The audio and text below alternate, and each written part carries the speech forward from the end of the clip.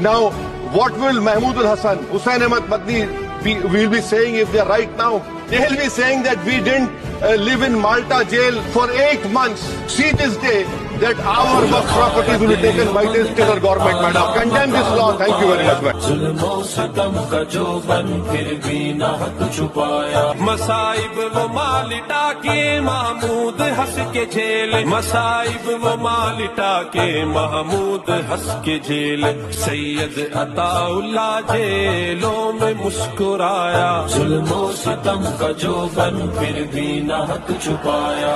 किस्मत है क्या निराली मदनी हुसैन तेरी, किस्मत है क्या निराली मदनी हुसैन तेरी, दर से हदीस तूने रोजे पे जा पढ़ाया, सितम का जो बन फिर भी ना हक छुपाया। उलमाए देवबंद ने आला